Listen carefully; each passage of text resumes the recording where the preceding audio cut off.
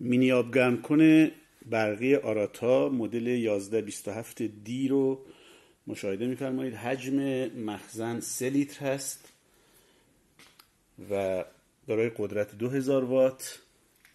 برای مصارف محدود آب گرم در حد روشویی، سرویس حیاط، فروشگاه‌ها میتونه این آبگرم کن کاملا مناسب باشه.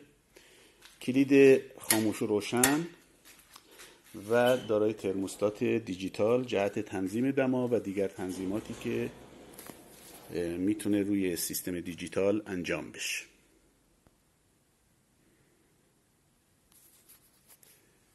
خب ما دستگاه رو به برق زدیم. البته آب داخل کپسول هست که ما بتونیم اون رو روشن کنیم. کلید خاموش روشن. با روشن کردن دستگاه عملاً المنت وارد مدار میشه. اینجا سیستم تنظیم دیجیتال هست و ترموستات دیجیتال هست. ما میتونیم دمای مورد نظرمون رو تنظیم کنیم. مثلا الان رو 50 درجه تنظیم شده. میتونیم دما رو کاهش بدیم. دمایی که میخوایم آب گرم کن خاموش و روشن بشه. فرض کنید الان من روی 27.9 درجه آوردم اینو. المنت از مدار خارج شد چون الان دمای محیط بالاتر از این هست. مجددا میتونیم دمای تنظیم رو هر دمایی که مد نظرمون هست تنظیم کنیم. فرض کنید روی 50 درجه ما این رو میتونیم تنظیم کنیم.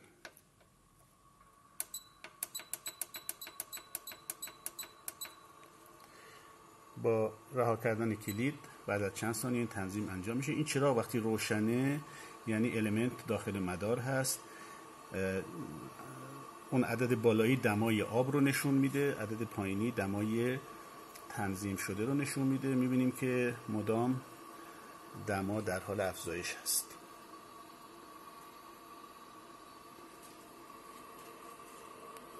این محصول هم روی پایه‌های خودش میتونه قرار بگیره در محل مربوطه و هم میتونه روی دیوار نصب بشه. حالت پلاک‌های انتظار اینجا قرار گرفته. این پلاک‌ها رو اگر ما جدا کنیم سوراخ‌های کلیدی مخصوص مشخص میشه که ما میتونیم با رول پلاک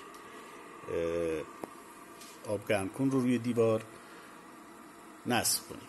شیر اطمینان در محل خودش بسته میشه.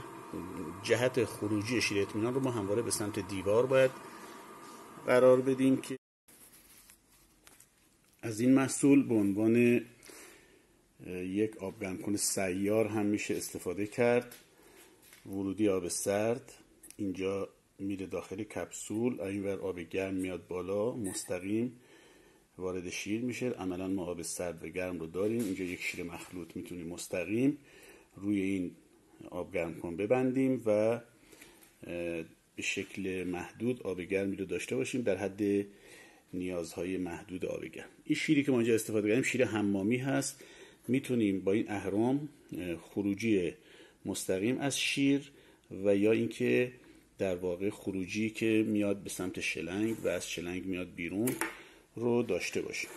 در این قسمت میتونیم شیر توالتی هم نصب کنیم، یعنی فقط یک شیر مخلوط ساده معمولی که فقط یک خروجی ساده داشته باشه.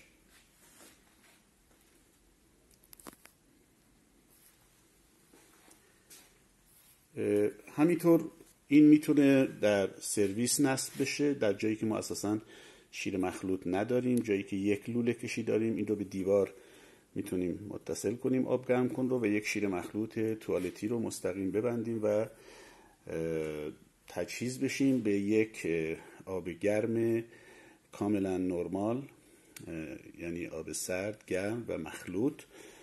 در جاهایی که فقط یک لوله کشی ساده فقط انجام شده مستقیم آب گرم کن مستقر میشه و میتونیم تجهیز آب گرم رو به این شکل ایجاد کنیم.